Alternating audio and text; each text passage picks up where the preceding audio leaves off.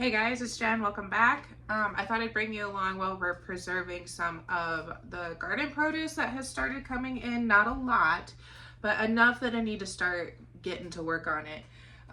Sage is ready. Chives, they were ready a long time ago, but I just never got to them. But I want to try drying some chives because a little, like half an ounce bottle, even the cheap brand at Walmart is like $4 of chives. And if I need to make some more ranch dressing mix, the powdered version, I don't want to have to pay $4 when I have it out in my garden. And it needs to be dried because I put it on the shelf. I have all those snow peas that we harvested for the garden tour, and I might be freezing some squash. I'm not sure how I'm going to do that yet. And then we'll see what else we need to get going. Ellie is meandering around and wants to be on the camera, so if you hear some banging and stuff, that's probably her, and she might be a little distracted with things. With our sugar snap, snow peas, whatever, they got mixed enough that they do noticeably look different. As I'm putting them in there, I'm probably going to taste test a few to see if they're like maybe some shelling peas that just look like snow peas or something like that. And so I'm not freezing those and being disappointed later. I'm sure I'll miss a few, but we'll just do what we can. I've never blanched them before. I've just put it, because I've never really had a lot, I just put them in baggies and put them in the freezer, and they've sufficed for what I want to do. But if I don't get to these in a timely manner, they may really go bad in our freezer, which is kind of a loss. I'm going to try blanching them, see how that goes. If you're not familiar with blanching, you put the product into hot water, usually boiling because it cools down right away, for a couple minutes, and then you transfer it to cold water, usually ice water, but we actually don't keep ice on hand around here. So I'm just running my faucet until it's pretty cold, and then I'll fill a bowl or a pot because I'm doing fairly small batches. And then a few years ago, I got a little handheld rechargeable vacuum sealer bag thing. It's not the best in the world, but if you're wanting something economical to try before you take the plunge, I could recommend it for that. It's done a decent job. Not all the bags seal forever. I have had some air leak into them, but I think it also depends on the bags, because there's like a little plastic gasket on there that I think has come off, and that might be why. I may try putting a piece of tape over the hole that we use the vacuum device on and see if that helps longer term. But I just picked up a new batch of bags because I was out, and you can certainly just use a regular freezer bag. I might do some in freezer bags and some in these, just to try out, see how things store, so I know for future.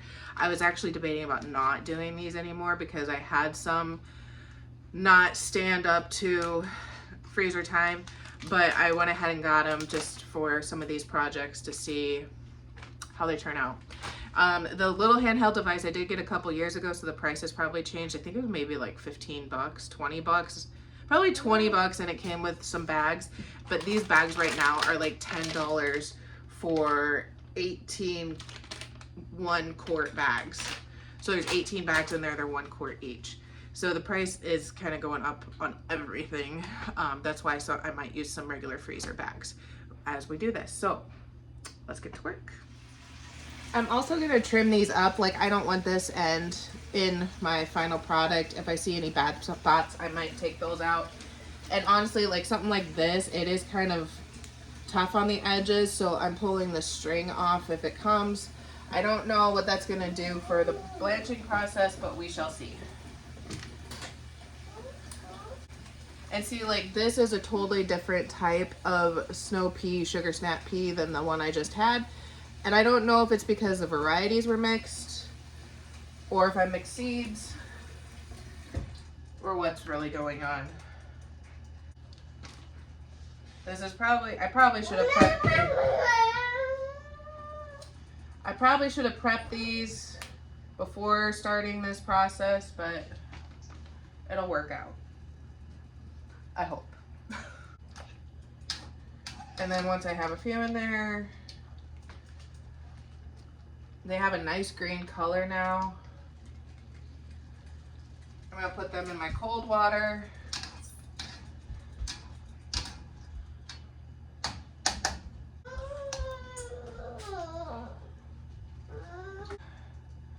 But we're just gonna do this until I have my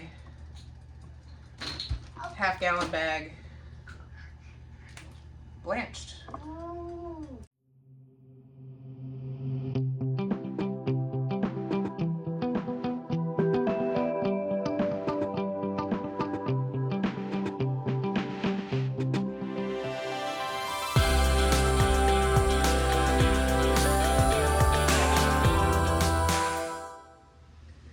Okay, I found that it's easier to label these bags before I put food in them, because once I put food in them, they can kind of get like a little wavy with wiggy wompy, whatever. Sorry, Ellie is trying my patience today. But this is where you put the vacuum sealer, and I don't know if you can see, there's like a little plastic gasket kind of thing here, and I think that's where it's not sealing. So I'm gonna see if they come off after we vacuum it, and see how I feel about putting the tape over the top. I'm only gonna do 2 vacuum seal bags, and I think I'm gonna put the rest in freezer bags, because the other reason I'm doing a smaller, like not all vacuum seal bags, is because I don't need to fill these. Like, we don't eat, if I use snow peas, it's usually in a stir fry, and we don't eat those all the time. And I don't use like a whole quart bag for a stir fry, so I don't need to fill it, and I don't want to waste a very expensive bag. You do want like a flat surface, so that because you're gonna have to push down on it, and you want a flat surface to go with your flat vacuum sealer. So after I put them in the hot water, I put them in my cool water, and then after they were in the cool water for a bit, I put them in a strainer just to strain out the extra water, and hopefully they don't crystallize as much. I'm sure that that's part of the vacuum sealing process, is you want them, that you don't want the frostbite on there or whatever, but any moisture that's in there, it can crystallize in the freezer under the right conditions. At least that's been my experience. So for my quart bag, I'll put a couple handfuls in there. That's probably all I would ever put in a stir fry anyway, and these do have Ziploc tops, which could leak air.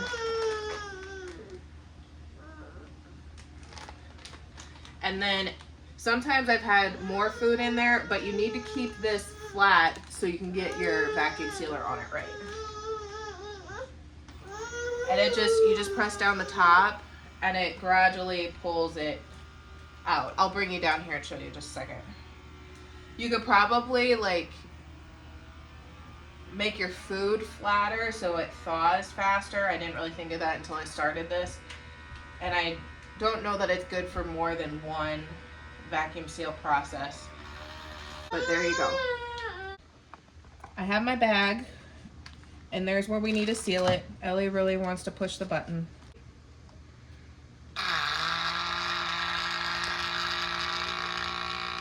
Yeah, it's making a funny sound because Mom got water in there.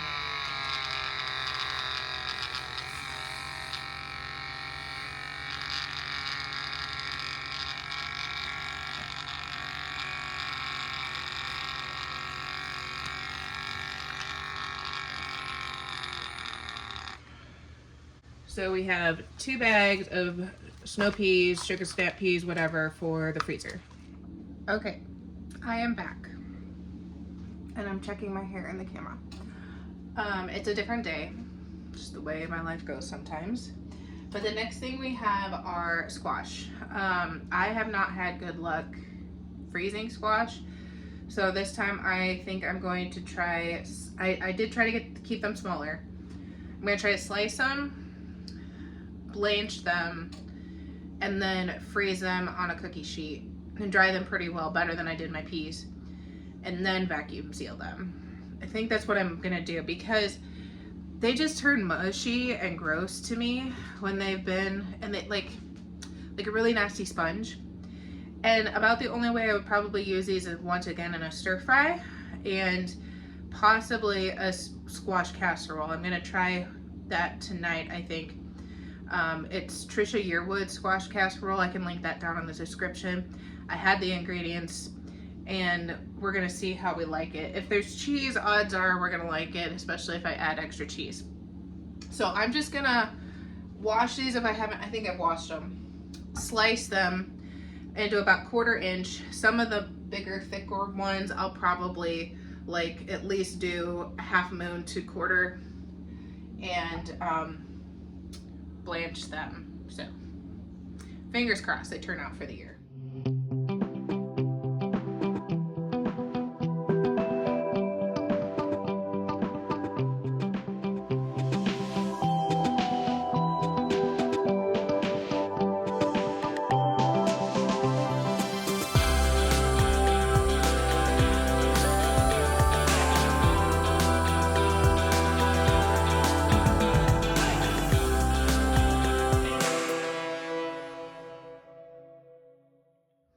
Okay, so I put a layer of squash, a layer of wax paper. Oh, a first layer of wax paper, then a layer of squash, and then a layer of wax paper. And there's 3 layers. I'm not gonna put anything on the top because it's not gonna be airtight. I'm gonna put it in my basement freezer because that's the only place I have room.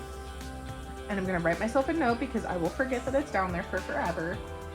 And then afterwards, I'll take it off the wax paper and hopefully vacuum seal it. And second vegetable, sort of fruit, almost done.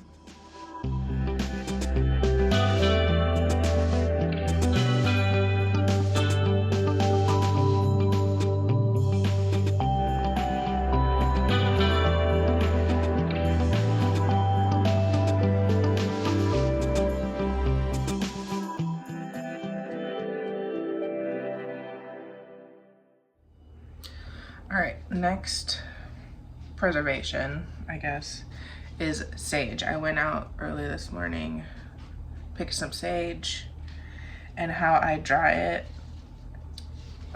I just put it in a paper towel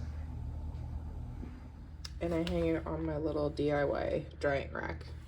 There used to be an old curtain rod on this window, and I just strung a string and these binder clips and some giant twist ties. For some reason, I forget, I had a ton of things going at one point, and I just let it dry.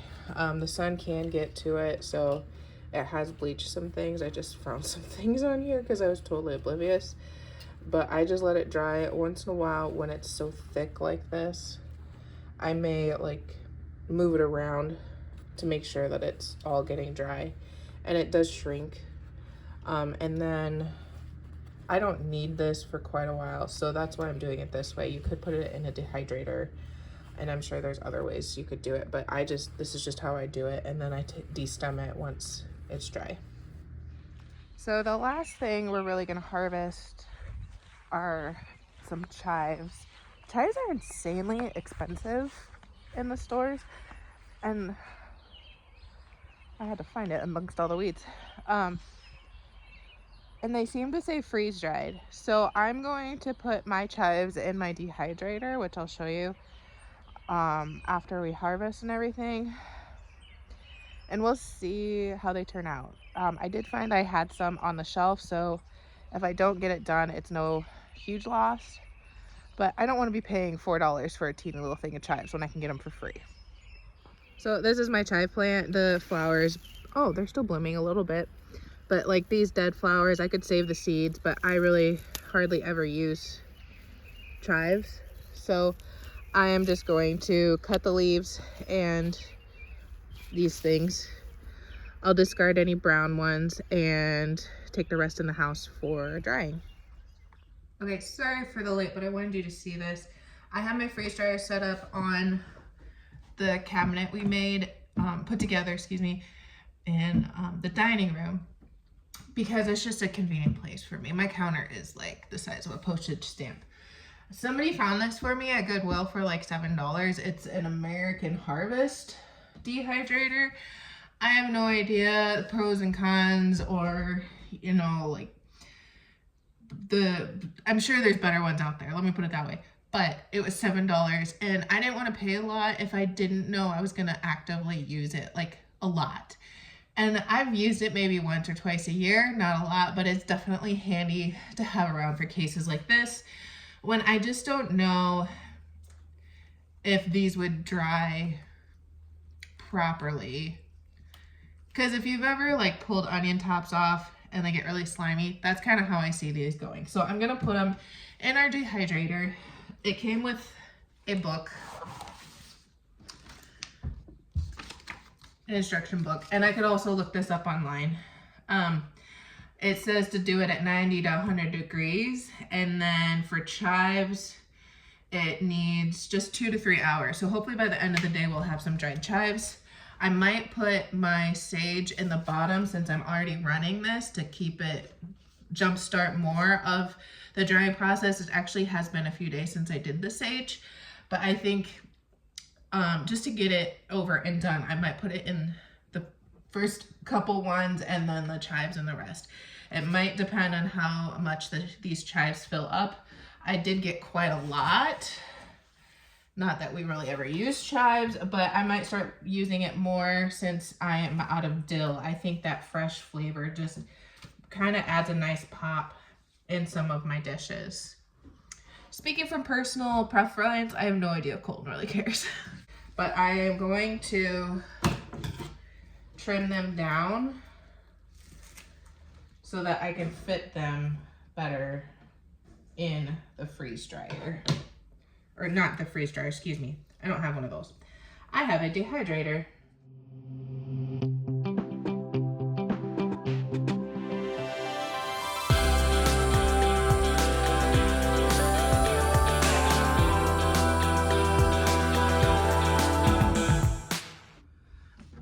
In case you didn't notice, I did put the sage in the bottom. I found drying things in here, the bottom gets drier faster. And even though it's been on my counter drying in my house for a couple days, I think the sage is still going to require more drying time and more heat. You can always rotate these, especially when you're doing longer items. I believe you want to rotate the trays, but I think if the chives only need a couple hours, I'm probably just going to leave it there, see what the sage looks like, and maybe finish the sage out in here if it's pretty close. But it's only 10 o'clock and I have all day of other things I need to do. So I'm going to turn it on. I'm also going to turn it. So the book said between 90 and 100, and I think I can only go down to 95. I'll show you the dial. So it does say herbs and spices. So that's where we're gonna go. That's the lowest setting. And we're gonna just ignore the little chive sticking out there. But I'm going to turn this thing on. It does create quite a bit of noise. To me, it's kind of annoying, but I also have to run my robot vacuum today. One of the best things ever, guys. Get yourself a robot vacuum. Sorry, sorry about the lighting. I just wanted to point you this direction, and the lighting was a byproduct. So we're going to start this. As soon as you plug it in, it does start up, but I plugged it into a power strip because I didn't know if my cord would reach all the way to the outlet, and I wanted a power strip for this location anyway in case I had several things I wanted to plug in. So just turn the power strip on, and hopefully within a few hours we'll have some dried chives. All right, it's been about an hour, and I wanted to just check on things and see how they look to know how much longer it might take, especially if I'm overdoing something, and maybe do a little shuffling. We'll see. So this is the top layer. They're still very much damp, you know, like almost like I took them out of the garden damp. Let's go down a couple layers.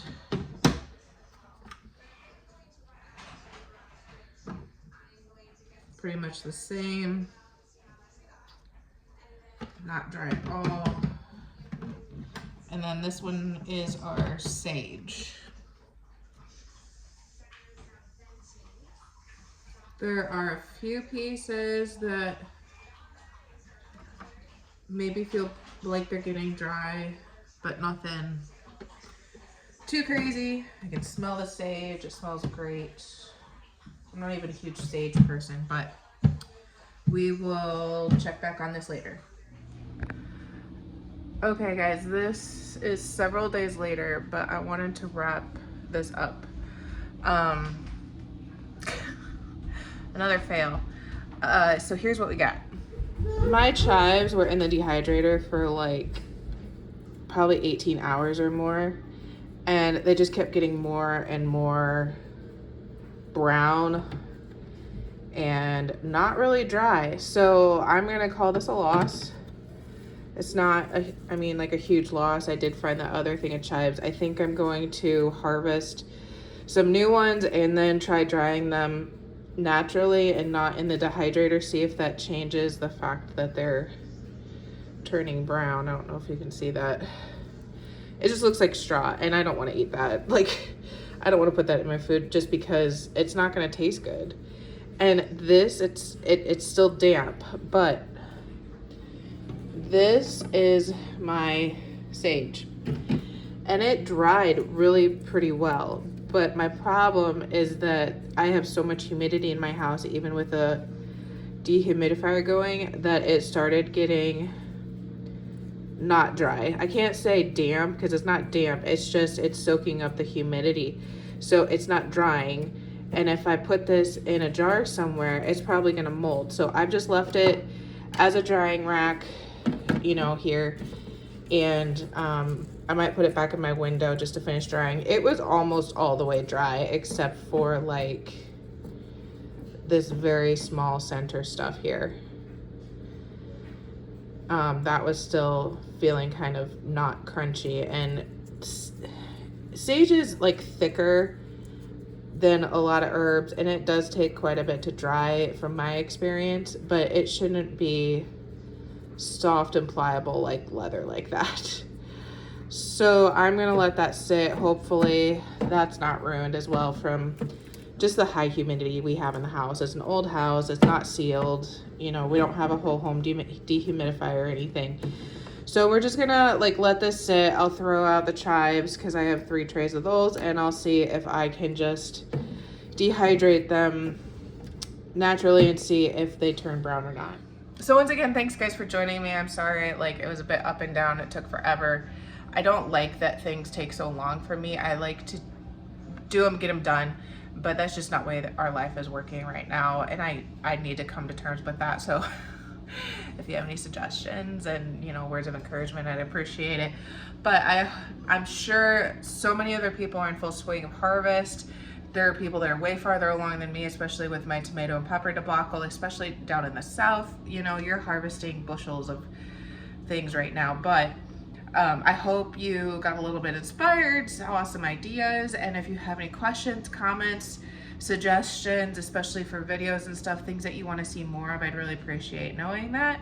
Consider subscribing, liking, and we will see you again some other time. Thanks, guys.